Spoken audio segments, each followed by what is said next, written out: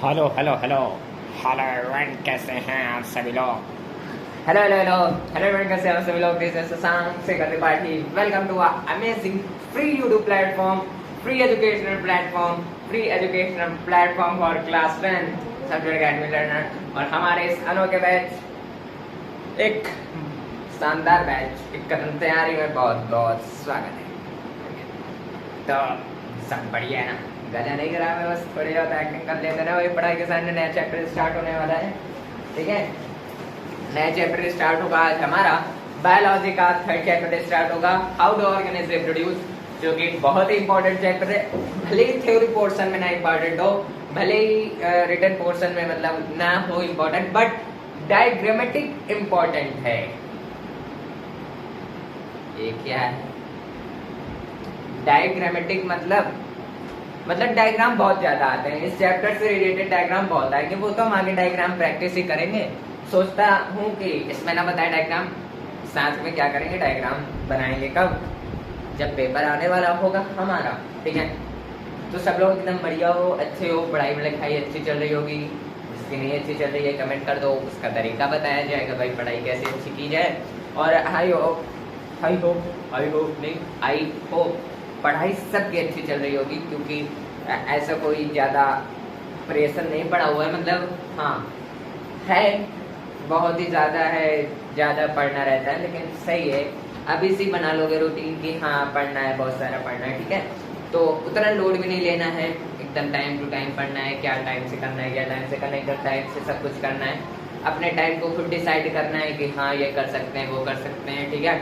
किस समय क्या करना है, किस समय क्या करना है। अगर पढ़ने बैठ रहे हैं तो 1-2 घंटे 3 घंटे जितनी आपके लिमिटेड हो, लेकिन आप जितने समय में उस चीज़ को कैप्चर करना है। मतलब जैसे किसी को एक चैप्टर पढ़ने में 2 घंटा लग रहा है, किसी को एक चैप्टर पढ़ने में 1 घंटा लग रहा है, किसी को 1.5 घंटे भी लग रहे हैं, तो किसी को 2.5 घंटे भी लग रहे हैं। तो इस तरह हर लोग का अलग अलग टाइम है, तो अपने हिसाब से टाइम को डिवाइड करो, ठीक है। कैसे क्या होगा कवर।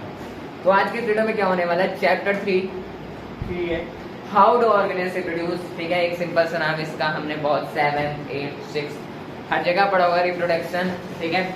वो पढ़ेंगे हम लोग अपने आप में। ये ज़्यादा कुछ इसमें याद करने वाली चीज़ें, मतलब हर एक चीज़ों का पार्ट याद रखना ज़रूरी है, एंड देन टाइप्स उसके और उसकी डिफिनेशन, ये सब याद करनी बहुत ही ज़रूरी होगी। अब वैसे हम समझ जाएंगे, क्योंकि यहाँ पर जितने भी वर्ड होंगे उनका वर्ड से आप उसकी डिफिनेशन का मीनिंग निकाल लोगे। बहुत ही आसान सा है, लेंथी चैप्टर है। इससे लेंथी चैप्टर हमारा ह्यूमैनिटी एंड इवोल्यूशन है, ठीक है। तो वो ह्यूमैनिटी बोल रहा हूँ, सॉरी, हियरिडिटी एंड इवोल्यूशन है, ठीक है। वो सब देखेंगे अभी हम। तो हाउ टू ऑर्गेनाइज रिप्रोड्यूस देखेंगे। अभी तक आपको किसमें वो क्वाड्रेटिक इक्वेशन मुझे पता चला कंप्लीट हो चुका है। अब आपको एपी मिलेगा, आंध्र प्रदेश नहीं, अरिथमेटिक प्रोग्रेशन, ठीक है। उसके बाद फिजिक्स कंप्लीट हो चुका है, जहाँ पर अभी आपको छोटे छोटे पार्ट में वीडियो मिल रही है। मतलब किस तरह की जो टॉपिक इंपॉर्टेंट है, जैसे कि इमेज का फॉर्मेशन, लेंस का फॉर्मेशन, ये सब की अलग वीडियो पार्ट में वैसे मिली थी आपको, लेकिन एक रिवीजन के लिए आपको मिल गई है, ठीक है। अब क्या होगा कि अभी तो आएंगे और सारे वीडियो, बट अब क्वेश्चंस भी आने वाले हैं आपके पास और सारे क्वेश्चन, ठीक है। तो उस क्वेश्चन से रिलेटेड आपके पास क्वेश्चन आएंगे, ठीक है। उसको आपको पढ़ना है। क्वेश्चन को ऐसा नहीं करना है कि आप देखते चले जा रहे हैं, उसको छापते चले जा रहे हैं, बट आप क्या करना है, उस क्वेश्चन को खुद लिखकर पहले खुद सॉल्व करने हैं। आप भले ही पीछे का नकल करके ही कर रहे हैं, मतलब पीछे का देख कर आप उस क्वेश्चन को सॉल्व कर रहे हैं, तब पर भी ठीक है, क्योंकि जब आप उसे देख कर करेंगे तो आपको कॉन्सेप्ट और समझ जाएगा कि हाँ इस तरह हमने इस थ्योरी पोर्शन को देखा, देन क्वेश्चन वो आ रहा है, ठीक है। तो उस फॉर्मूले और इन सबको याद करता है आपको चले जाएगा, जब आप खुद से अपने आप के क्वेश्चन को तैयार करेंगे, ठीक है। तो ये सारी करनी है, 4 मिनट मैंने आपके गवा दी है। Let's talk about how to organise reproduce, ठीक है। इस चैप्टर के बारे में डिस्कस करेंगे। पार्ट 1 पार्ट 2 हो सकता है आ जाए, 2 से ज़्यादा पार्ट नहीं लूँगा मैं। वैसे छोटा चैप्टर है, क्योंकि यहाँ पर प्लांट और इसमें ह्यूमन के बारे में है, देन फिर उसके बाद खत्म है हमारा सारा चैप्टर, ठीक है। How to organise reproduce, simple सा वर्ड है, इसको हम 6, 7, 8 से रिप्रोडक्शन वर्ड एक छोटे से चैप्टर के नाम पे डिस्कस करते चले आ रहे हैं, वही चैप्टर है, ठीक है। तो रिप्रोडक्शन की मीनिंग समझ लेते हैं आप। रिप्रोडक्शन हमने क्या बताया कि यहाँ पर जितने भी वर्ड होंगे उससे आप खुद एक मीनिंग निकाल लोगे, ठीक है। उस वर्ड को तोड़कर आप मीनिंग निकाल लोगे, ठीक है। यहाँ पे रिप्रोडक्शन मतलब कि एक नए ऑर्गेनिज्म का जन्म होना, ठीक है, एक दूसरे स्पीशीज से, ठीक है, एक नए ऑर्गेनिज्म का जन्म होना, वही क्या होता है हमारा रिप्रोडक्शन होता है, ठीक है। अब यहाँ पर रिप्रोडक्शन भी दो टाइप्स के होंगे। दो टाइप्स के कैसे? अब रिप्रोडक्शन दो टाइप्स के इसलिए होंगे, तो रिप्रोडक्शन की बात करें तो क्या है, the production of new organ from the existing organism of the same species is known as. एक सेम स्पीशीज से, मतलब जैसे हम हैं, एक स्पीशीज से क्या होगा, रिप्रोडक्शन होगा। एनिमल से एनिमल्स में रिप्रोडक्शन होगा, कोई और स्पीशीज से और स्पीशीज से रिप्रोडक्शन होगा। तो एक नए उस सेम जनरेशन से, जैसे आप मोहम्मद, तो वही सेम ह्यूमन जनरेशन जो हमें मिलेगी वो भी एक रिप्रोडक्शन है।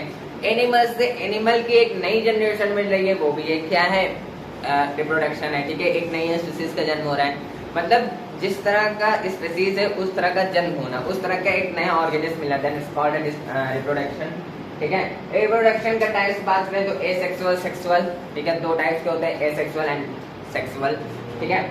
एसेक्सुअल और सेक्सुअल में कोई ज्यादा डिफरेंस नहीं है। अगर सिंपल सी बात करें तो यहाँ पर एक अकेला पेरेंट क्या करेगा, कई सारे स्पीशीज का जन्म लेगा, कई सारे ऑर्गेनिज्म प्रोवाइड करेगा एक पेरेंट से, मतलब खुद जैसे कोई है, लाइक दैट एग्जांपल ले लो, किसी भी का एग्जांपल ले लो, वो खुद ही क्या करेगा, रिप्रोडक्शन करेगा।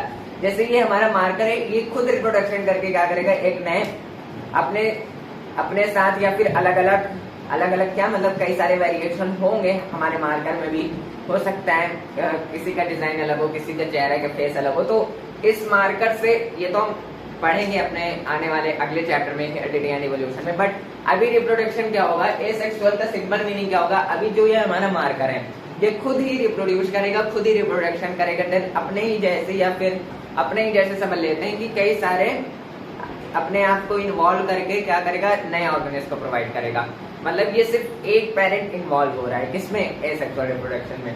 सेक्सुअल रिप्रोडक्शन की बात करें तो यहाँ पर दो पेरेंट इन्वॉल्व होंगे, मतलब जैसे ये है, ये मार्कर, ये हमारा ब्लैक एंड देन ये रेड, ठीक है, ये दो मार्कर इन्वॉल्व होकर हमारा एक नया ऑर्गेनिज्म मिलेगा। तो सिंपल सी बात है, सिंगल पेरेंट इन्वॉल्व कहाँ होगा, एसेक्सुअल में। सेक्सुअल में क्या होगा, सेकंड, मतलब दो पेरेंट इन्वॉल्व होंगे एक नए ऑर्गेनिज्म का जन्म लेने के लिए, ठीक है। तो अभी हम बात करेंगे एसेक्सुअल रिप्रोडक्शन पे, जहाँ पर कई सारे मेथड आएंगे, वही बात करेंगे। तो let's talk about asexual reproduction, जहाँ पर हमें डेफिनेशन क्या लिखनी है, the production of new organism, the production of new organism from a single parent. अभी हमको समझाना तो हम ऐसे समझा सकते हैं, बट ये रेक्टिफिकेशन वाली डेफिनेशन आपको याद करनी पड़ेगी। याद अभी ऐसे समझ जाओगे, आप लिख भी सकते हो, ऐसा नहीं कि जो यहाँ पे लिखा है वो लिखेंगे, जो बुक में लिखा है वही लिखेंगे। आप अपने आप से जो जान रहे हैं वो भी लिख सकते हैं, बट जो लिखा रहेगा आप उसे लिखोगे तो वो ज्यादा सही लगता है, वो टीचरों को ज्यादा सही लगता है। इस वजह से कहा जाता है बुक से पढ़ो, तो पढ़ना तो बुक ही से है, बट जो डेफिनेशन है वो आप लिख सकते हो अपने मन से, ऐसा कुछ नहीं, ठीक है। एसेक्सुअल रिप्रोडक्शन की रेक्टिफिकेशन डेफिनेशन है the production of new organism from a single parent, ठीक है, ये होती है।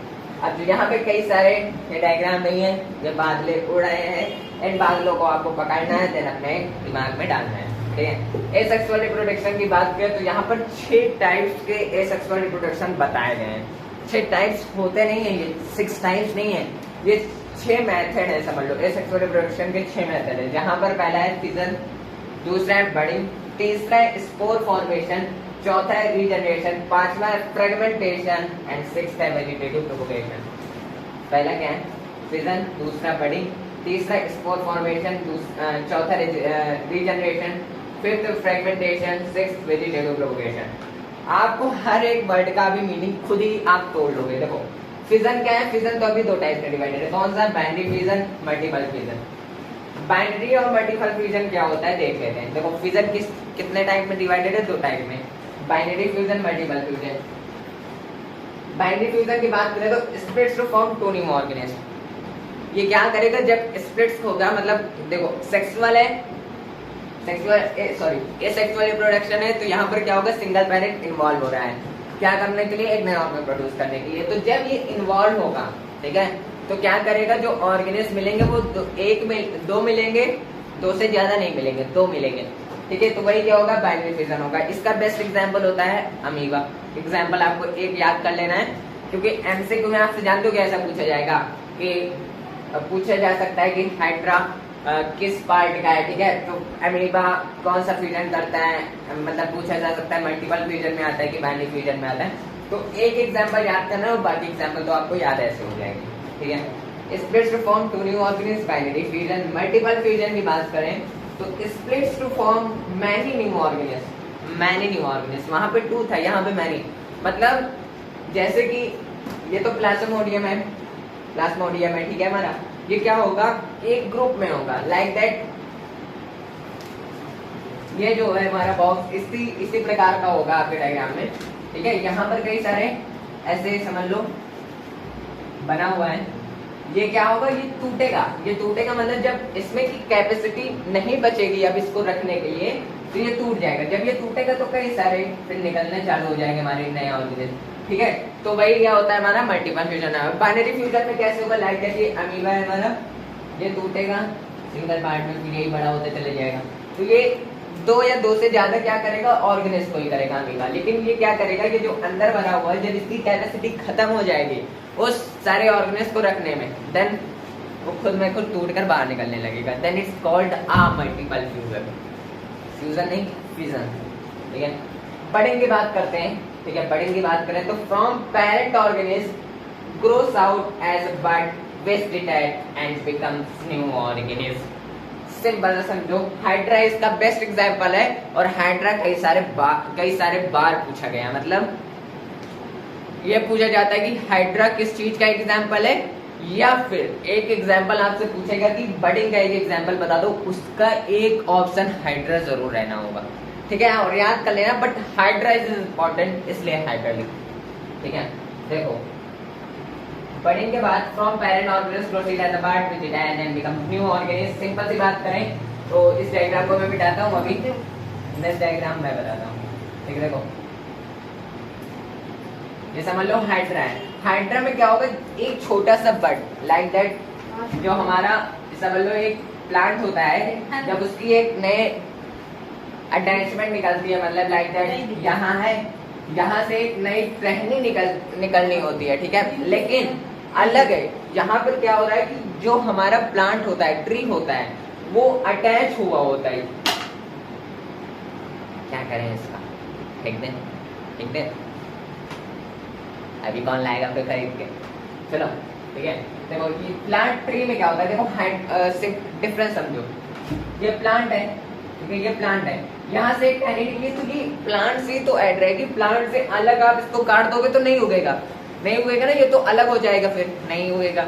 लेकिन ट्री क्या होगा, यहाँ पे जो है, यहाँ पे जो है क्या होगा, ये अटैच होकर ही एक नया प्लांट बनेगा, ठीक है। एक यहाँ पर ही एक नया पेड़ उग रहा है, बड़ा होता जा रहा है, ठीक है, like that mango tree, banyan tree, ये सब। लेकिन हाइड्रा क्या होता है, हाइड्रा में जब से हम बड्स कहेंगे, नीचे से एक बड्स निकलता है, ठीक है, क्या निकलता है, बड निकलता है, ठीक है। ये जो बड है ये हाइड्रा है हमारा, और एक ये नया बड निकला है नीचे से। अब ये क्या होगा, जैसे जैसे ये हाइड्रा बड़ा होता जाएगा, देन ये हाइड्रा पहले ऐसे हुआ, देन फिर ये अलग हुआ, अलग होने के बाद फिर ये हाइड्रा हुआ, देन फिर ये अलग होकर खुद में खुद एक नया ऑर्गेनिज्म बन गया, ठीक है। ये बात समझना, इसमें कोई ज्यादा वो वाली बात नहीं है, सिंपल सी बात है। ये जो है हमारा हाइड्रा क्या हो रहा है, एक नया बड निकला हुआ है, नया बड निकलने के बाद ये खुद टूट रहा है, खुद टूट रहा है, मतलब नया बड निकलने के बाद जैसे जैसे ये अपने इंक्रीज होगा हाइट में, देन ये खुद डिटैच हो जाएगा किसके बॉडी से, जो उसका पेरेंट बॉडी था, एक सिंगल पेरेंट बॉडी था, उसमें से जो एक नया ऑर्गेनिज्म बड निकला, देन वो खुद अलग होकर एक नया ऑर्गेनिज्म बड़ा होता चला जाएगा। ये क्या हुआ, बडिंग हुआ। मतलब एक बड अपने पेरेंट बॉडी से डी अटैच हो जाना, हट जाना, then it's called a budding. और उस जो बड हट जाता है वो एक नया ऑर्गेनिज्म लेता है, it's also called a budding. थोड़ा रिलैक्स होते हैं, ठीक है। आप भी थोड़ा पानी वानी पी लो, मैं तो पीऊँगा नहीं पानी, मेरे प्यास करने के लिए, ठीक है। आप पानी पी लो, ठीक है, P low, P low, P low. इसको देखो, आप लिख भी सकते हो अभी थोड़ी देर के लिए, मैं थोड़ा रिलैक्स हो जाता हूँ, ठीक है, ज़्यादा तेज बढ़ा दिया, ठीक है। तो ये होता है फिजन और बडिंग। लेट्स टॉक अबाउट, आते हैं अपने नए एनर्जी की तरफ फिर से, स्पोर फॉर्मेशन की बात करें तो स्पोर फॉर्मेशन क्या होता है, ये भी कोई ज्यादा एरोप्लेन वाली चीज नहीं है कि उड़ जाए। ये बादल में अभी घूम रहे हैं, अभी बादल के अंदर हमने बंद किया हुआ, अभी आपको ऐसे फेंक देंगे आपको, ठीक है। आप क्या करोगे, इसको ऐसे करोगे, ऐसे, सॉरी, ठीक है, लग गए, ठीक है। तो ऐसे आप करोगे, आ जाएगा, लेकिन पढ़ना पड़ेगा। स्पोर फॉर्मेशन की बात करते हैं। स्पोर फॉर्मेशन की बात करें तो the parent plant produce 100 of macroscopic reproductive unit card spore fungal. देखो मैक्रोस्कोपिक क्यों बोला गया, जब ये इसको आप मैक्रोस्कोप में देखोगे लाइक दैट, इसका एग्जाम्पल ब्रेड पे होता है थोड़ा बहुत, ठीक है, लेकिन आप ऐसे समझो। देखो स्पोर फॉर्मेशन की बात करें तो जो पेरेंट प्लांट होता है, ठीक है, जो पेरेंट प्लांट होता है, ठीक है, पेरेंट प्लांट मतलब जो पेरेंट सेल होता है, वो 100 मैक्रोस्कोपिक रिप्रोडक्टिव यूनिट्स मतलब रिप्रोडक्टिव यूनिट्स प्रोवाइड करता है, जिसे हम स्पोर कहते हैं, अभी समझाते हैं, ठीक है। लाइक दैट ये हमारा ब्रेड है, ठीक है। यहाँ पर क्या होगा, यहाँ पर एक स्पोर की तरह निकलेगा। स्पोर कुछ ऐसा नहीं है, ऐसे डायग्राम होगा आपके बुक में, कुछ ऐसे बना होता है। तो वहीं पे क्या होगा, कई सारे एक स्पोर जब एयर के कांटेक्ट में आएगा, जब एक स्पोर अपने एयर कांटेक्ट में आएगा, देन वो क्या होगा, जब एक यूनिट, जैसे कि एक तीली खड़ी कर दो, दूसरे बगल एक तीली खड़ी कर दो, उसके बगल तीली अगर जल रही है तो जल्दी चले जाएंगे सारी तीली। जब आप एक तीली हटा दोगे तो वहीं पे रुक जाएगी, बाकी की तीलियां बची रह जाएंगी। तो यहाँ पे क्या होगा, जब एयर के कांटेक्ट में आकर हमारा ये स्पोर फॉर्मेशन होगा, फिर एक ही हुआ है एयर के कांटेक्ट में आ गए, ऐसे कई सारे स्पोर फॉर्मेशन होते चले जाएंगे उस चीज में, जिस चीज में हमारा स्पोर फॉर्मेशन है। ये ब्रेड का एग्जांपल है जहाँ पर स्पोर फॉर्मेशन हो जाएगा, ठीक है। तो एयर के कांटेक्ट आने में जब वो कई सारे उसके पार्ट इधर उधर पड़ेंगे, देन वहां पर 100 माइक्रोस्कोपिक यूनिट्स तक क्या होगा, 100 यूनिट्स तक हमारे क्या होगा, रिप्रोडक्टिव क्या बनेगा, रिप्रोडक्टिव यूनिट बनेगी, वही क्या होता है, स्पोर होता है, ठीक है। सिंपल सी बात। इसका सबसे बढ़िया एग्जांपल फंगस होता है, ठीक है, याद कर रहना है। तो कुछ नहीं याद रखना है, बस इतना याद रखना कि एयर के कांटेक्ट आने में क्या होगा, स्पोर का बिखर जाना, देन उसका फिर ग्रो होना, ठीक है, ये सब याद करना है। ये होता है क्या, स्पोर फॉर्मेशन। एनर्जी डाउन नहीं होने देनी है, बढ़ानी है एनर्जी को। लेट्स टॉक अबाउट रीजनरेशन, जो कि हमारा फोर्थ है। रीजनरेशन की बात करें, the process of getting back a full organism from its body part. Regeneration भैया तो इसके वर्ड से ही पता लग रहा है, इसको तो हम ऐसे उड़ा डालेंगे। कैसे, देखो रीजनरेशन की बात करें,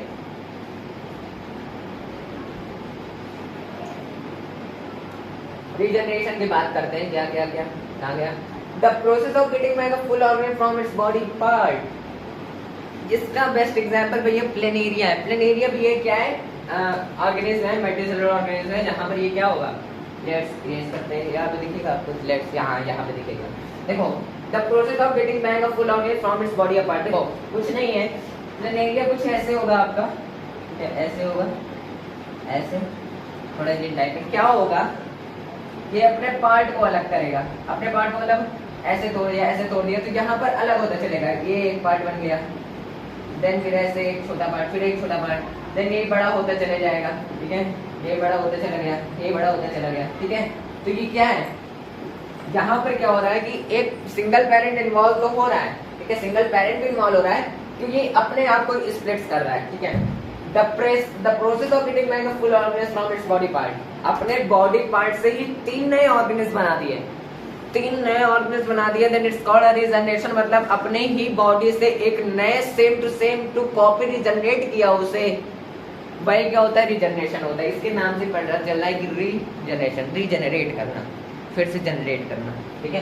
तो ये प्लेनेरिया इस डायग्राम का होता है, ठीक है। मुझे डायग्राम याद है, मुझे डायग्राम याद है, ऐसे डायग्राम याद करना है, ठीक है, सिंपल।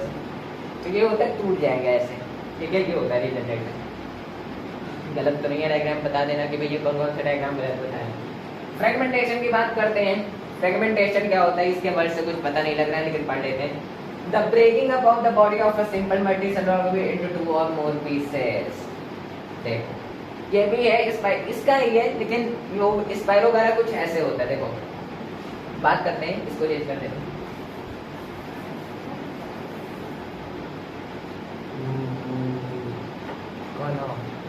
चलो फ्रेगमेंटेशन की बात करते हैं। The breaking up of the body of a simple multicellular organism into और more pieces.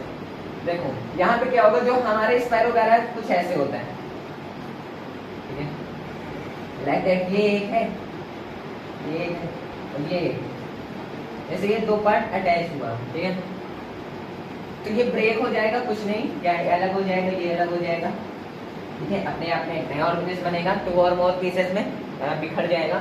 Then it's called fragmentation. The breaking of the body of a simple multicellular into two or more pieces is called,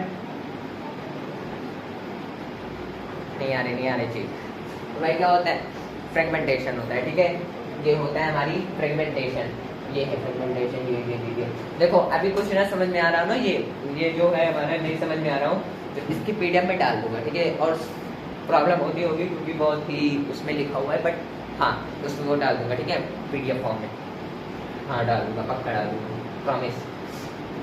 ठीक है, अब बात करते हैं vegetative propagation. Vegetative propagation की बात करें तो new plants are obtain on the part from the part of a old plant. देखो वेजिटेटिव प्रोपगेशन दो टाइप से होगा, एक अपना देसी, एक अपना आर्टिफिशियल।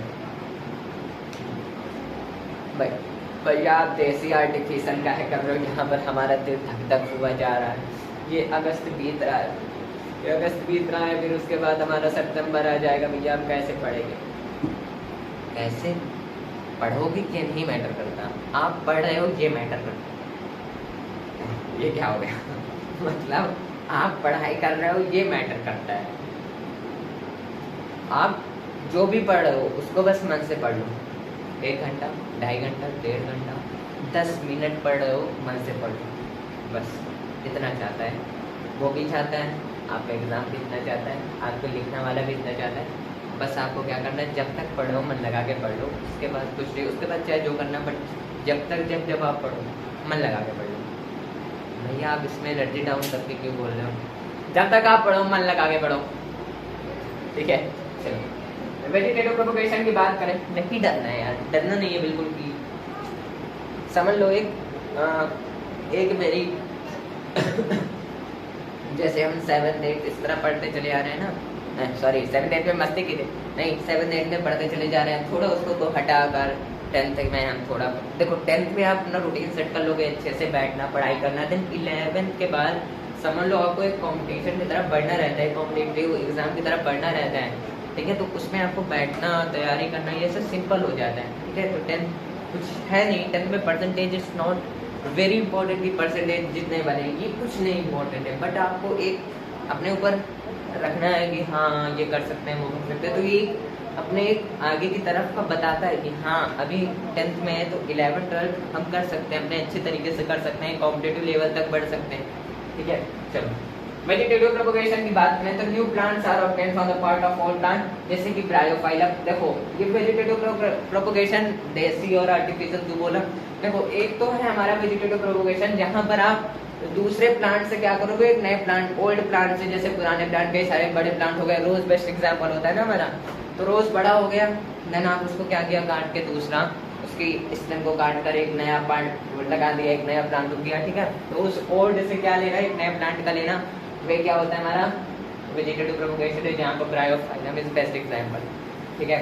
अब एक होता है कटिंग लेयरिंग ग्राफ्टिंग, जो कि आर्टिफिशियल प्रोपगेशन ऑफ प्लांट्स होता है, मतलब आर्टिफिशियल प्रोपगेशन ऑफ प्लांट्स मतलब यहाँ पर क्या होगा कि यहाँ पर कटिंग लेयरिंग ग्राफ्टिंग, प्लांट का कटिंग लेयरिंग ग्राफ्टिंग करना, मतलब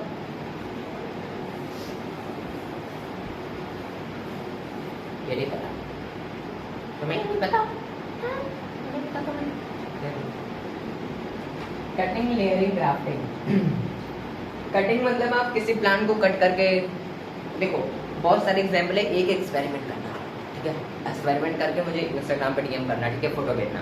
देखो कटिंग मतलब आप एक दूसरे रोज के प्लांट को कट करना, देन मिट्टी लगाकर एक रोज एक प्लांट है, ठीक है, इस रोज के प्लांट को कट करके उस प्लांट के किसी स्टेम में थोड़ा सा पार्ट काट के उसमें लगा देना, देन मिट्टी से उसको पैक कर देना, पॉलीथीन मान देना उसमें, देन वो प्लांट नहीं सूखेगा, वो खुद ब खुद एक नया प्लांट ग्रो हो जाएगा, ठीक है। तो ये कटिंग लेयरिंग ग्राफ्टिंग ये मेथड है आर्टिफिशियल प्रोपगेशन ऑफ। ग्राफ्टिंग मतलब लेयरिंग, मतलब कई सारे लेयरिंग से नए प्लांट का ग्राफ्टिंग करके कई सारे तो ये सारे मेथड है किसके, artificial propagation, artificial vegetative propagation. तो ये क्या है, ये देसी वेजिटेटिव प्रोपोगेशन है, ठीक है। ये होता है हमारा एसेक्सुअल रिप्रोडक्शन। खत्म, जानता हूँ 25 मिनट, सॉरी 25 क्या लगभग होगा, जितना मिनट में देख नहीं पा रहा है, बट मेरे हिसाब से 24 मिनट तक आपको ये पढ़ना पड़ेगा, ठीक है। लेकिन सही है, एक जब अच्छे से पढ़ाया जाता है तो उसमें बोरिंग भी फील नहीं होता, मज़ा भी आता है, ठीक है। तो अभी एक चीज़ बता हुआ है, सेक्सुअल रिप्रोडक्शन का एक मेथड आपको एक छोटा सा इंट्रोडक्शन दे देते हैं। यहाँ पर 2 पेरेंट्स इन्वॉल्व होते हैं, 2 टाइप्स ऑफ सेक्स है, देखिए मेल सेक्स, फीमेल सेक्स। अब यहाँ पर ह्यूमन प्लांट के भी बारे में बात की जाएगी, जहाँ पर भी मेल और ये तो अभी प्लांट के ऐसे छोटे मोटे पार्ट्स थे एसेक्सुअल, जहाँ पर सिंगल पेरेंट इन्वॉल्व होते हैं, लेकिन अब प्लांट में भी मेल फीमेल आएंगे, ह्यूमन में भी मेल फीमेल की बात करेंगे, ठीक है। तो ये सब किस में आएगा, सेक्सुअल रिप्रोडक्शन में, जहाँ पर 2 पेरेंट्स इन्वॉल्व होंगे, 2 सेक्सुअल होती है, मेल सेक्स फीमेल सेक्स, ठीक है। ये सब बात करेंगे। इस समय सबसे बड़ा शिक्षक होगा, समय सबसे बड़ा शिक्षक होता है। जब समय आएगा तब आपकी योग्यता, आपकी मेहनत, आपकी जो मेहनत थी, उस क्षमता थी करने की, वो सबके सामने आएगी। तो ये सारी बातें आपको याद रखना है कि समय सबसे बड़ा शिक्षक होता है। समय सबसे बड़ा शिक्षक होता है, जब समय आएगा आपकी योग्यता, आपकी मेहनत, आपकी उस लगन को दुनिया के सामने दिखाया जाएगा, दुनिया को नजर आएगा, फिर उन्हें यकीन होगा कि बंदा मेहनत कर रहा है, ठीक है।